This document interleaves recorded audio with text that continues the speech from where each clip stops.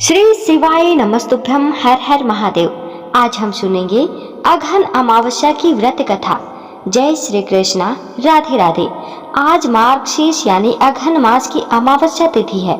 सनातन धर्म में अघन मास की अमावस्या का विशेष महत्व है। अमावस्या के दिन पवित्र नदी में स्नान करना चाहिए, साथ ही इस दिन दान भी करना चाहिए। इस दिन पीपल के वृक्ष की उपासना की जाती है। धार्मिक मान्यताओं के अनुसार पीपल के वृक्ष में सभी देवी देवताओं का वास होता है, इसीलिए इस दिन पीपल के पेड़ में जल अर्पित करने से सभी मनोकामनाएं पूरी होती हैं। मार्गशीर्ष अमावस्या पर पितरों के लिए व्रत करने की भी परंपरा है। माना जाता है कि इस व्रत में पितृ देवता तृप्त होते हैं। पितरों की कृपा से घर परिवार में सुख समृद्धि भी बनी रहती है। जो लोग अपने पितरों के मोक्ष प्राप्ति के लिए कुछ करना चाहते हैं, वे इस अमावस्या पर पिंडदान कर सकते हैं। इस माह की अमावस्या को उपवास रख के पूजन कार्य करना चाहिए। मार्गशीर्ष को भगवान श्री कृष्ण ने अपना ही स्वरूप बताया है, इसीलिए इस मास की अमावस्या पर बाल गोपाल का विशेष अभिषेक करें। आज के इस वीडियो में आप सुनेंगे मार्गशीर्ष मास यानी अघन मास की अमावस्या की संपूर्ण व्रत कथा। अगर आपको यह कथा अच्छी लगे तो वीडियो को लाइक और शेयर करना बिल्कुल भी मत भूलिएगा। आइए अब श्रवण करते हैं अमावस्या व्रत की पौराणिक कथा। दोस्तों, कथा को पूरा सुनिएगा, क्योंकि किसी भी व्रत कथा को बीच में आधा अधूरा छोड़ने पर उसका संपूर्ण फल हमें नहीं मिल पाता है। पौराणिक कथा के अनुसार एक साहूकार के 7 बेटे और 7 बहुओं के साथ एक बेटी भी थी। साहूकार के घर रोज एक जोगी आता था, जिसे साहूकार की बहू भिक्षा देती थी। उस जोगी को जब साहूकार की बेटी भिक्षा देने आती तो वह उससे भिक्षा नहीं लेता था और कहता, तेरे भाग्य में सुहाग की जगह दुहाग लिखा है। लड़की को उस जोगी की यह बात बहुत ही बुरी लगती और एक दिन वह अपनी माँ से रोते रोते जोगी की बात बताती है। सारी बात सुनकर माँ कहती है कि कल जब जोगी आएगा तब मैं सुनती हूँ कि वह क्या कहता है और क्यों कहता है। अगले दिन फिर जोगी आता है तो साहूकार ने छिपकर बैठ जाती है और लड़की को भिक्षा देने भेजती है। जोगी उससे भिक्षा नहीं लेता और फिर वही बात दोहराता है कि तेरे भाग्य में सुहाग की बजाय दुहाग लिखा है। लड़की की माँ बाहर निकलकर आती है और जोगी से कहती है कि एक तो हम तुम्हें भिक्षा देते हैं और तू हमें गाली देता है। जोगी कहता है कि मैं गाली नहीं दे रहा हूँ, जो बात सच है वही कह रहा हूँ। इसके भाग्य में जो लिखा है मैं वही सच आपको बता रहा हूँ।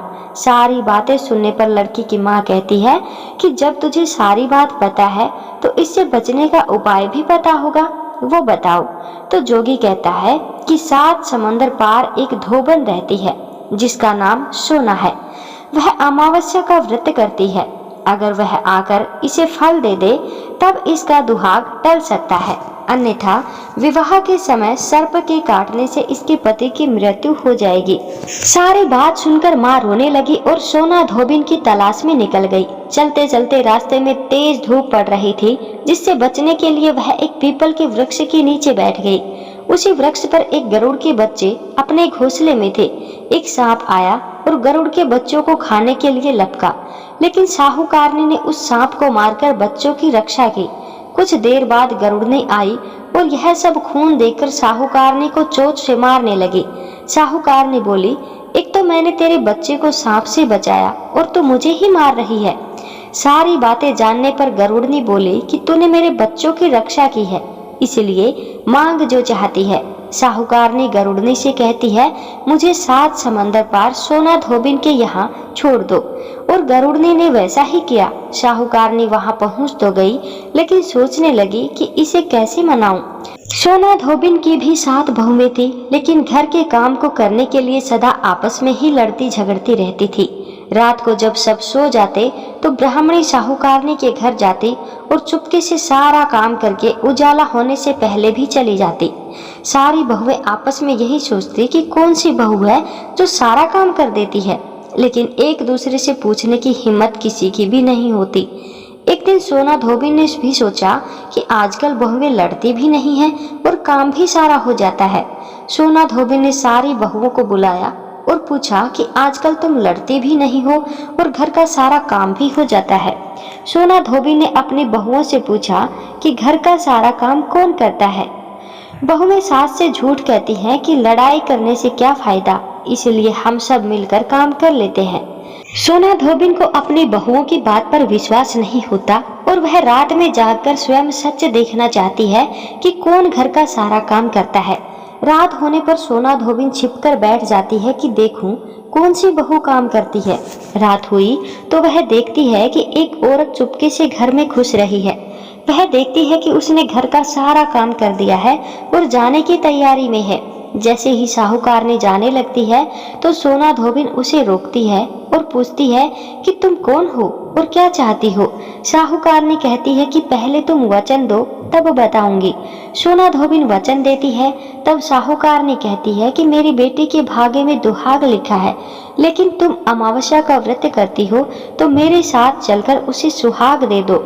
सोना धोबिन वचन से बंधी थी तो वह साहूकारनी के साथ चलने को तैयार हो जाती है। जाते हुए सोना धोबिन अपने बेटों व बहुओं से कहती है कि मैं इस औरत के साथ इसकी बेटी को सुहाग देने जा रही हूँ, लेकिन अगर मेरे पीछे से तुम्हारे पिताजी मर जाएं तो उन्हें घी और तेल के कूप में डालकर रख देना। सोना धोबिन साहूकारनी के घर पर पहुँच जाती है।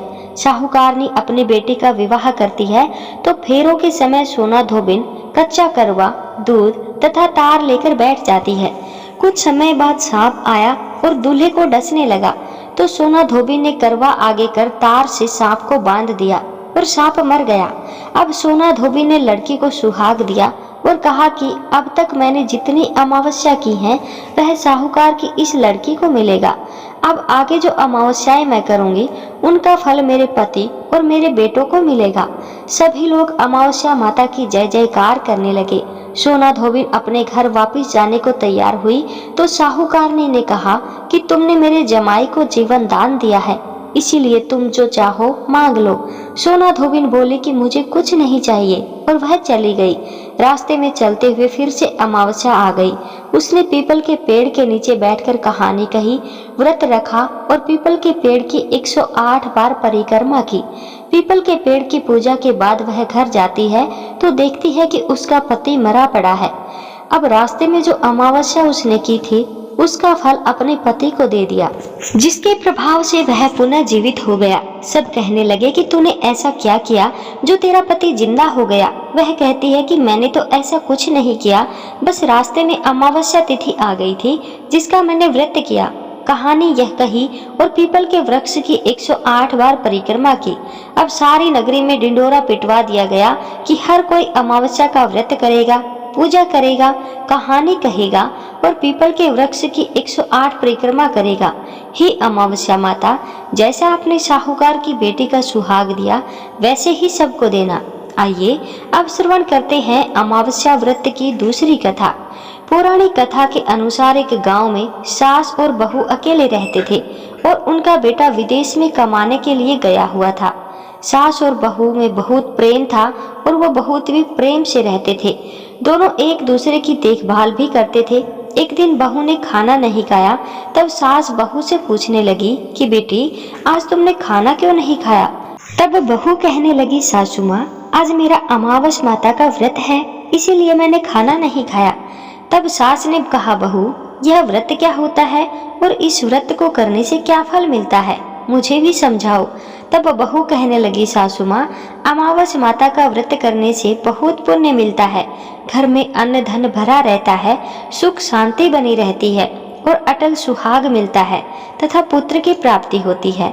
इसी तरह से 3 पनौती अमावस माता का व्रत भी रखा जाता है। इस व्रत में हर वर्ष अलग अलग खाना खाया जाता है और विष्णु भगवान के मंदिर में चढ़ावा चढ़ाया जाता है या फिर किसी ब्राह्मण को दान दक्षिणा दी जाती है। इस व्रत में पहले साल शक्कर, घी और चावल से बना खाना खाया जाता है। पहले साल व्रत पूर्ण होने के बाद 1.25 किलो चावल, 1 कटोरी घी और 1 कटोरी शक्कर का दान किसी ब्राह्मण देवता को दान में दिया जाता है। दूसरे साल जौ, घी और शक्कर से बना खाना खाया जाता है। इसी तरह जब दूसरे साल का व्रत पूर्ण हो जाए तो 1.25 किलो जौ, 1 कटोरी घी और 1 कटोरी शक्कर किसी मंदिर में चढ़ाया जाता है या किसी ब्राह्मण को दान में देना होता है। तीसरे साल गुड़, तिल और घी से बने व्यंजन खाने चाहिए। जब तीसरे साल व्रत पूर्ण हो जाए तब आधा किलो तिल, गुड़ और 1 कटोरी घी किसी मंदिर में चढ़ाया जाता है या फिर किसी ब्राह्मण को दान में दिया जाता है। सासू माँ इसे ही 3 पनौती अमावस का व्रत कहा जाता है। फिर बहू बताने लगी कि माँ जी, इस व्रत का संकल्प लेने के बाद इसे पूरा करना जरूरी होता है। अगर पूरा नहीं कर सकते तब घर परिवार में झगड़ा और अशांति हो जाती है। तब सासू माँ कहने लगी, बहू मेरी तो उम्र हो गई है, लेकिन तुम यह व्रत जरूर करना। तब बहू यह व्रत करना प्रारंभ करती है। एक दिन बहू ने किसी के कहने पर गेहूं से बनी रोटी खा ली और अमावस्या माता इस बात से नाराज हो गई। जो सास और बहू कभी बहुत ही प्रेम से रहती थी, अब उन दोनों में झगड़े होने लगे। सभी गांव वाले भी हैरान हो गए कि इनके घर में यह सब क्या हो रहा है। सास अपनी बहू को कहने लगी, जब से तुम हमारे घर में बहू बनकर आई हो तब से हमारे घर की लक्ष्मी चली गई है। तुम हमारे लिए बिल्कुल शुभ नहीं हो। तब बहू ने कहा, माँ जी आपके घर की लक्ष्मी चली गई है तो मुझे बताओ कि कहाँ मिलेगी, मैं लक्ष्मी को लेकर आऊंगी। तब सासू माँ कहने लगी, बहू लक्ष्मी तुम्हें समुद्र के बीच में भगवान विष्णु के पैर दबाते हुए मिलेगी। तब बहू यह कहकर चली जाती है कि माँ जी अब तो मैं लक्ष्मी जी को लेकर ही वापस आऊंगी, नहीं तो मैं इस घर में पैर ही नहीं रखूंगी। ऐसा कहकर बहू लक्ष्मी की खोज में चली गई। जब बहू लक्ष्मी की खोज करने के लिए निकली तब उसे बीच रास्ते में गाय मिली। गाय बहू से पूछने लगी, आप कहाँ जा रही हैं? तब बहू कहने लगी, हे गाय माता, मेरी सास कहती है कि मेरे आने से उनके घर में अन्न धन की कमी हो गई है और उनके घर की लक्ष्मी चली गई है, तो मैं लक्ष्मी जी को लेने ही जा रही हूँ। तब गाय माता कहने लगी, हे बेटी, अगर तुम जा ही रही हो तो भगवान से मेरे बारे में भी पूछ लेना। तब बहू कहने लगी, ठीक है गाय माता, मैं आपके बारे में भी पूछ लूंगी। तब गाय माता कहने लगी, जब मेरा बछड़ा बड़ा होता है तो वो मर जाता है, जिंदा नहीं रहता। तुम लक्ष्मी जी से पूछ लेना कि आखिरकार मेरे साथ ही ऐसा क्यों हो रहा है, मैंने ऐसे कौन से कर्म किए हैं जिसकी सजा मुझे मिल रही है। तब बहू कहने लगी, गाय माता, मैं आपके बारे में जरूर पूछ लूंगी। ऐसा कहकर बहू आगे बढ़ गई। जब आगे बढ़ी तब रास्ते में उसे घोड़ी मिली जिसके गले में घंटी बंधी हुई थी। घोड़ी ने भी कहा, बेटी तुम मेरे दुख का निवारण लक्ष्मी जी से पूछ लेना। तब बहू कहने लगी, मैं जरूर पूछ लूंगी।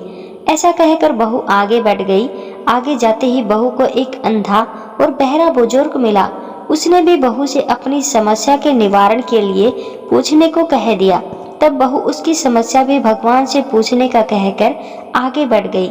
आगे जाते जाते बहू को एक बूढ़ी औरत मिली जो कि हाथ और पैर से अपाहिज थी।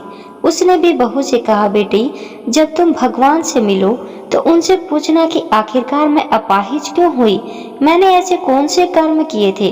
तब बहू उसकी समस्या पूछने के लिए तैयार हो गई और फिर आगे बढ़ गई। आगे जाते जाते बहू बहुत ही थक गई और एक आम के पेड़ के नीचे बैठ गई। आम का पेड़ बड़ा खुश होकर बहू से पूछने लगा, बेटी तुम कहाँ से आई हो और कहाँ जा रही हो। तब बहू कहने लगी, मैं लक्ष्मी जी को लेने जा रही हूँ। तब पेड़ भी अपनी समस्या भगवान से पूछने के लिए कहने लगा, मेरे पेड़ पर लगे हुए आम खट्टे ही क्यों होते हैं, इस बारे में बहू रानी भगवान से जरूर पूछ लेना। तब बहू पेड़ की समस्या लेकर आगे बढ़ गई। थोड़ी दूर जाने पर बहू को एक तलाई मिली। वह भी बहू से कहने लगी, बहू तुम भगवान से पूछना कि मेरी तलाई का पानी इतना मैला क्यों है, कोई भी यहाँ आकर पानी नहीं पीता। तब बहू कहने लगी कि मैं जरूर पूछ लूंगी। ऐसा कहकर बहू आगे बढ़ गई। बहुत दिन से जंगल में चलते चलते वह थक गई थी। उसे भूख भी लगी थी, लेकिन खाने को कुछ मिला ही नहीं, तो वह भूख और प्यास से बेचैन हो गई और जंगल में बेहोश हो गई। उसी समय भगवान श्री हरि और माता लक्ष्मी घूमते हुए उधर से जा रहे थे। तब माता लक्ष्मी भगवान विष्णु से कहने लगी, हे नाथ, यह तो आपकी बहुत बड़ी भक्त है, आप इसके दुख का निवारण कीजिए। तब भगवान श्री हरि कहते हैं, इस संसार में तो बहुत से जीव दुखी हैं, सभी अपने अपने कर्मों का फल भोग रहे हैं, मैं किस किस के दुख का निवारण करूं। तब माता लक्ष्मी भगवान श्री हरि से विनती करने लगी, कहने लगी कि वह भूखी प्यासी है, अगर इसे ऐसे जंगल में छोड़ दिया जाए तो जंगल के जानवर इसे खा डालेंगे। माता लक्ष्मी की बात सुनकर भगवान श्री हरि एक साधु का वेश धारण करके बहू के पास गए और उसे होश में लेकर आए। बहू के होश में आते ही साधु वेश में भगवान उससे पूछने लगे, तुम यहाँ क्यों आई हो और कहाँ जा रही हो? तब बहू ने सारी बात बता दी। उसकी बात सुनकर भगवान श्री हरि और माता लक्ष्मी प्रकट हो गए और उनके साथ साथ अमावस माता भी प्रकट हो गई। बहू यह सब देखकर उनके चरणों में गिरकर उन्हें प्रणाम करने लगी। तब अमावस माता बहू से कहने लगी, बेटी, तूने मेरे व्रत को खंडित किया है, इसी की सजा तुम्हें मिली है, लेकिन अब मैं तुम्हें क्षमा करती हूँ। तुम घर जाओ, तुम्हारा घर अन्न और धन से भर जाएगा, तुम्हारा घर सुंदर महल में बदल जाएगा और तुम्हारी सभी मनोकामनाएं पूर्ण हो जाएंगी। यह सब होने के पश्चात बहू ने रास्ते में जो भी मिला था उन सभी के दुख के निवारण के लिए विनती की। तब भगवान श्री हरि कहने लगे, गाय ने कभी अपना दूध किसी और को नहीं पिलाया, इस कारण उसके बछड़े जिंदा नहीं रहते। तुम उसका दूध पी लेना, फिर उसके बाद उसके बछड़े जिंदा रहने लगेंगे। और घोड़ी पिछले जन्म में आटा पीसने वाली महिला थी, वह किसी को आटा पीसकर नहीं देती थी, इसीलिए उसके गले में चक्की के पाट बंधे हुए हैं। तुम उसके पाट खोल देना, वह बिल्कुल ठीक हो जाएगी। और वह बुजुर्ग कभी भगवान के मंदिर नहीं गया, ना ही कभी उसने भगवान के भजन सुने। तुम उसे जाकर मंदिर के दर्शन करवा देना, इससे वह ठीक हो जाएगा। अपाहिज महिला ने कभी अपनी जवानी में दान पुण्य नहीं किया, इसीलिए उसको ये सजा मिली है। तुम उसे कुछ भी दान करवा देना तो उसकी विकलांगता दूर हो जाएगी। और वह आम का पेड़, उसने तो कभी अपने पेड़ के आम किसी बच्चे को खाने को नहीं दिए, इसी कारण उसके सभी आम खट्टे हो गए हैं। अब तुम उस पेड़ का आम खा लेना, फिर उसके बाद में उस पेड़ पर मीठे आम आने लगेंगे। और तलाई का पानी पिछले जन्म में देवरानी जेठानी थी, वह हमेशा आपस में झगड़ा करती रहती थी, इसीलिए उनका पानी मैला है।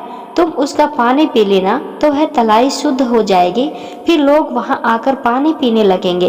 इस प्रकार बहू ने भगवान श्री हरि, माता लक्ष्मी और अमावस माता को प्रणाम किया, उन्हें धन्यवाद किया और अपने घर लौटने के लिए तैयार हो गई। रास्ते में उसे जो भी मिला उन सभी की समस्या भगवान के कहे अनुसार वह दूर करती चली गई। सभी ने उसे भर भर कर आशीर्वाद दिया। घर पहुंचते ही उसका टूटा फूटा घर एक सुंदर महल में बदल गया। उसके घर में अन्न और धन के भंडार भर गए। अब बहू ने सासू माँ से कहा, सासू माँ, आपने तो सच कहा था कि मैं आपके लिए शुभ नहीं हूँ। मेरे जाने से ही आपके घर में लक्ष्मी आई है। अब आप यहाँ रहें, मैं मरने जा रही हूँ। तब सास ने कहा, बेटी, यह सब तुम्हारे अमावस माता के व्रत करने का फल हमें मिला है, तुम यहीं रहो, अब तुम यहाँ से कहीं नहीं जाओगे। इस प्रकार सास और बहू खुशी खुशी रहने लगे। और फिर एक दिन सास का बेटा भी विदेश से वापस लौट आया। घर में जब उसने खूब धन दौलत और धन के भंडार देखे, तब उसकी माँ ने सारी बात अपने बेटे को बता दी। इस प्रकार वह लोग खुशी खुशी रहने लगे और तीनों मिलकर अमावस माता के व्रत रखने लगे। बोलिए, अमावस माता की जय हो। हे अमावस माता, इस कथा को कहने, सुनने और हुंकार भरने वाले सभी भक्तों के घर में धन धान्य के भंडार भरना, सबकी रक्षा करना। आइए अब अंत में श्रवण करते हैं अमावस माता की तीसरी कथा। भगवान श्री कृष्ण से एक बार पक्षीराज गरुड़ ने पूछा, हे प्रभु, पृथ्वी पर लोग अपने मृत पितरों का श्राद्ध करते हैं, उनकी रुचि का भोजन ब्राह्मणों आदि को कराते हैं, पर क्या पितृ लोक से पृथ्वी पर आकर श्राद्ध भोजन करते हैं? पितरों को किसी ने देखा भी है? भगवान श्री कृष्ण ने कहा, हे गरुड़, तुम्हारी शंका का निवारण करने के लिए मैं देवी सीता के साथ हुई घटना सुनाता हूँ। सीता जी ने पुष्कर तीर्थ में अपने ससुर आदि 3 पितरों को श्राद्ध में निमंत्रित ब्राह्मणों के शरीर में देखा था। वह कथा आप सुनो। भगवान श्री कृष्ण कहते हैं, हे गरुड़, यह तो तुम्हें ज्ञात ही है कि श्री राम अपने पिता दशरथ की आज्ञा के बाद वन गमन कर रहे थे, साथ में देवी सीता भी थी। बाद में श्री राम को यह पता लग चुका था कि उनके पिता उनके वियोग में शरीर त्याग चुके हैं। जंगल जंगल घूमते सीता जी के साथ श्री राम ने पुष्कर तीर्थ की भी यात्रा की। अब यह श्राद्ध का अवसर था, ऐसे में पिता का श्राद्ध पुष्कर में हो, इससे श्रेष्ठ क्या हो सकता था। तीर्थ में पहुंचकर उन्होंने श्राद्ध की तैयारियां आरंभ की। श्री राम ने स्वयं ही विभिन्न शाक, फल एवं अन्य उचित खाद्य सामग्री एकत्रित किए। जानकी जी ने भोजन तैयार किया। उन्होंने एक पके हुए फल को सिद्ध करके श्री राम जी के सामने उपस्थित किया।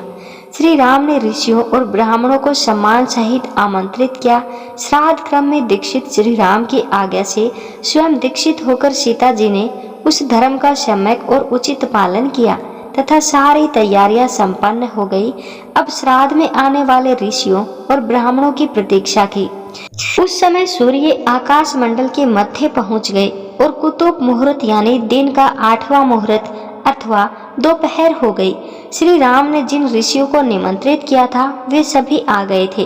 श्री राम ने सभी ऋषियों और ब्राह्मणों का स्वागत और आदर सत्कार किया और भोजन करने के लिए आग्रह किया। ऋषियों और ब्राह्मणों को भोजन हेतु आसन ग्रहण करने के बाद जानकी अन्न परोसने के लिए वहां आई। उन्होंने कुछ भोजन बड़े ही भक्ति भाव से ऋषियों के समक्ष पत्तों से बनी थाली पर परोसा। वे ब्राह्मणों के बीच भी गई, पर अचानक ही जानकी भोजन करते ब्राह्मणों और ऋषियों के बीच से निकली और तुरंत वहां से दूर चली गई। सीता जी लताओं के मध्य छिपकर जा बैठी। यह क्रियाकलाप श्री राम देख रहे थे। सीता के इस कृत्य से श्री राम कुछ चकित हो गए। फिर उन्होंने विचार किया कि ब्राह्मणों को बिना भोजन कराए साध्वी सीता लज्जा के कारण कहीं चली गई होंगी। सीता जी एकांत में जा बैठी और फिर श्री राम जी ने सोचा, अचानक इस कार्य का कारण क्या हो सकता है। अभी यह जानने का समय नहीं है। जानकी से इस बात को जानने से पहले मैं इन ब्राह्मणों को भोजन करा लूं, फिर उससे बात कर कारण समझूंगा। ऐसा विचार कर श्री राम ने स्वयं उन ब्राह्मणों को भोजन कराया। भोजन के बाद ऋषियों को विदा करते समय भी श्री राम के मस्तिष्क में यही बात रह रहकर क्रोध रही थी कि सीता ने ऐसा अप्रत्याशित व्यवहार क्यों किया। उन ब्राह्मणों के चले जाने पर श्री राम ने अपनी प्रियतमा सीता जी से पूछा, ब्राह्मणों को देखकर तुम लताओं की ओट में क्यों छिप गई? यह उचित नहीं जान पड़ा। इससे ऋषियों के भोजन में व्यवधान आ सकता था, वे कुपित भी हो सकते थे। श्री राम बोले, हे सीते, तुम्हें तो ज्ञात है कि ऋषियों और ब्राह्मणों को पितरों के प्रतीक माना जाता है। ऐसे में तुमने ऐसा क्यों किया? इसका कारण जानने की इच्छा है, मुझे अविलंब बताओ। श्री राम के ऐसा कहने पर सीता जी मुंह नीचे कर सामने खड़ी हो गई और अपने नेत्रों से आंसू बहाती हुई बोली, हे नाथ, मैंने यहाँ जिस प्रकार का आश्चर्य देखा उसे आप सुने। इस श्राद्ध में उपस्थित ब्राह्मणों की अगली पांत में मैंने 2 महापुरुषों को देखा जो राजा जैसे प्रतीत हो रहे थे। ऋषियों ब्राह्मणों के बीच सजे धजे राजा महाराजा जैसे महापुरुषों को देख मैं अचरज में थी। तभी मैंने आपके पिताश्री के भी दर्शन किए। वह भी सभी तरह के राजसी वस्त्रों और आभूषणों से सुशोभित थे। आपके पिता को देखकर मैं बिना बताए एकांत में चली आई। मुझे न केवल लज्जा का बोध हुआ, वरन मेरे विचार में कुछ और भी आया। तभी निर्णय लिया, हे प्रभु, पेड़ों की छाल वलकल और मर्ग चरम धारण करके मैं अपने ससुर के सम्मुख कैसे जा सकती थी? मैं आपसे यह सत्य ही कह रही हूँ। अपने हाथ से राजा को मैं वह भोजन कैसे दे सकती थी जिसके दासों के भी दास कभी वैसा भोजन नहीं करते। मिट्टी और पत्तों आदि से बने पत्रों में उस अन्न को देखकर उन्हें कैसे देती? मैं तो वही हूँ जो पहले सभी प्रकार के आभूषणों से सुशोभित रहती थी और आपके पिताश्री मुझे वैसी स्थिति में देख चुके थे। आज मैं इस अवस्था में उनके सामने कैसे जाती? इससे उनके मन को भी क्षोभ होता। मैं उसको क्षोभ में कैसे देख सकती थी? क्या यह कहीं से उचित होता? इन सब कारणों से हुई लज्जा के कारण मैं वापस हो गई और किसी की दृष्टि न पड़े इसलिए सघन लता में आकर बैठ गई। गरुड़ जी बोले, हे भगवान, आपकी इस कथा से मेरी शंका का उचित निवारण हो गया कि श्राद्ध में पितृगण साक्षात प्रकट होते हैं और वे श्राद्ध का भोजन करने वाले ब्राह्मणों में उपस्थित होते हैं। तो दोस्तों, ये थी अमावस्या के व्रत के दिन सुनी जाने वाली कथाएं। उम्मीद करते हैं आपको हमारे द्वारा बताई गई कथाएं अच्छी लगी होंगी, अच्छे से समझ आई होंगी। तो वीडियो पसंद आई हो तो हमारे चैनल को सब्सक्राइब करें, वीडियो को लाइक करें और कमेंट बॉक्स में हर हर महादेव जरूर लिखें।